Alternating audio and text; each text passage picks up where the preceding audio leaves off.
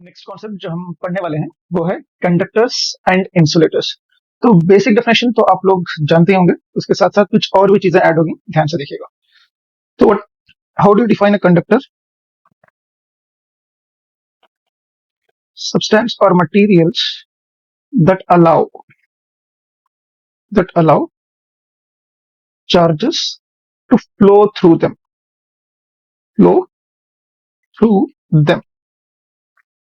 ठीक है, ऐसे इंसुलेटर्स को कैसे डिफाइन करते हैं? Materials that does not allow charges to flow through them charges to flow through them। ठीक है, एग्जाम्पल के तौर पर एक कंडक्टर मान लेते हैं। ठीक, अगर इस कंडक्टर को हम लोग चार्ज करेंगे, मान लो हमने किया पॉजिटिव चार्ज, तो जो भी इसको पॉजिटिव चार्ज दिया जाएगा वो इसके सरफेस पर ही रहेगा और इक्वली रीडिस्ट्रीब्यूट होगा म्यूचुअल रिपल्शन की वजह से। ठीक है, पहले क्या होगा? एक तो रीडिस्ट्रीब्यूट होगा, किसकी वजह से? म्यूचुअल रिपल्शन की वजह से। और दूसरा क्या है? Charges resides only on the surface only on the surface of the conductor surface of the conductor। जितना भी चार्ज दो, इसके अंदर कोई चार्ज नहीं रहेगा। ठीक है, एक चीज क्या पढ़ी हमने?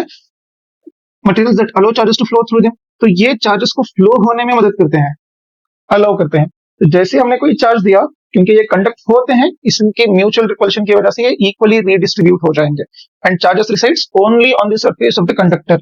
तो electric field inside is equals to zero. Electric field inside the conductor is equals to zero. अगर इसमें कुछ डाउट है तो जैसे इंसुलेटर्स पढ़ोगे ये आपको और अच्छे से समझ में आ जाएगा।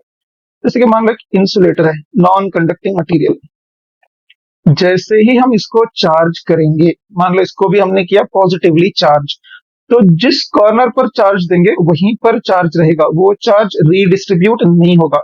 यहाँ पे म्यूचुअल रिपल्शन तो है लेकिन कंडक्ट नहीं हो पाएंगे, इसीलिए रीडिस्ट्रीब्यूट भी नहीं होंगे रीडिस्ट्रीब्यूट भी नहीं होंगे। ठीक है, मतलब क्या है, यहां पर इस कॉर्नर पर हमने चार्ज दिया तो ये जो मटेरियल है ये चार्जेस को फ्लो करने अलाउ ही नहीं करेगा, तो जिस कॉर्नर पे हमने चार्ज किया वहीं पे वो स्टे कर जाएंगे, वो रिडिस्ट्रीब्यूट नहीं होंगे।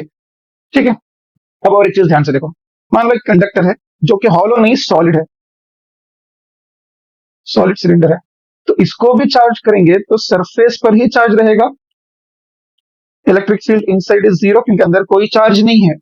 अगर इंसुलेटर को अगर ऐसे हमने किया, एक सॉलिड सिलेंडर है, मान लो ये है सॉलिड सिलेंडर, तो इसको हमने अगर चार्ज किया ना, मान लो यहाँ पे चार्ज दिया हमने इनसाइड, तो ये वाला जो चार्ज है सरफेस में नहीं आएगा, वो जिस पॉइंट पर आपने चार्ज किया उसी पॉइंट पर रहेगा।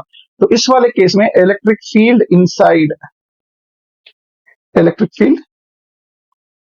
Inside is not equals to zero. Electric field inside is not equals to zero. तो हमें एक चीज याद रखनी है कि कोई सॉलिड, अगर वो कंडक्टर है, सॉलिड हो या हॉलो हो, सरफेस पर ही चार्ज रहेगा। resides on surface only resides on surface only। यहाँ पे no such condition। तो ये सरफेस पे भी हो सकता है, अंदर भी हो सकता है। So electric field inside the conductor is not equals to zero. तो ये वाली चीजें हम लोग आगे गॉस लॉ में भी यूज करेंगे, जो कि बहुत इंपॉर्टेंट कॉन्सेप्ट होने वाला है। ठीक है, चलिए अगला देखते हैं।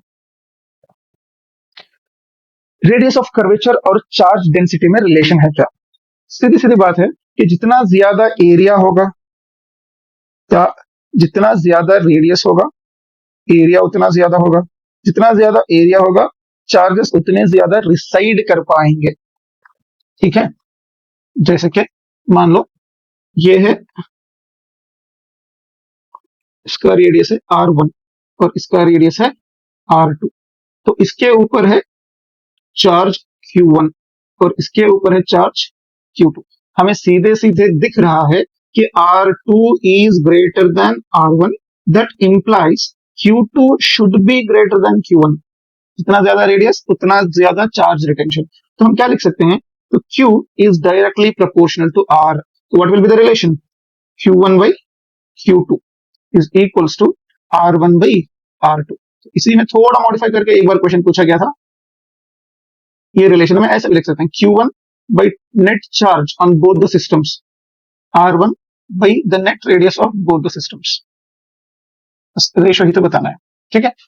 ओके, नाउ सेम बॉडी में अगर डिफरेंट रेडियस ऑफ कर्वेचर हो, जैसे कि यहां पर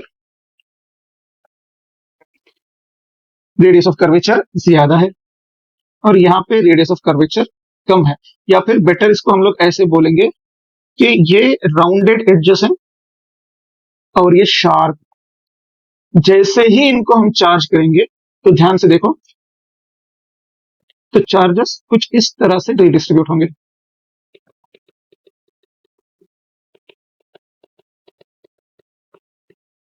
तो आपको नजर आ रहा है जहां पे शार्प एडजस हैं वहां पे चार्जेस बहुत ज्यादा है, जहां पे शार्प एडजस हैं वहां पे चार्जेस ज्यादा हैं। तो हम क्या लिख सकते हैं, तो Q sharp is always greater than Q rounded. और चार्ज डेंसिटी भी तो ज्यादा है, देखो कम एरिया में बहुत ज्यादा चार्जेस यहाँ पे हैं, यहाँ पे उतने ही एरिया में चार्जेस बहुत कम है। हम क्या लिख सकते हैं, चार्ज डेंसिटी को हम लोग लिखते हैं sigma. Sigma stands for charge density. तो sigma sharp is greater than sigma round. Sigma sharp is greater than sigma round, ठीक है। ओके, बट और एक चीज यहाँ पे नोट करने वाली ये है, जो हम आगे पढ़ेंगे, बस यहाँ पे ध्यान रखो, याद रखने की कोशिश करो। Potential, V stands for potential,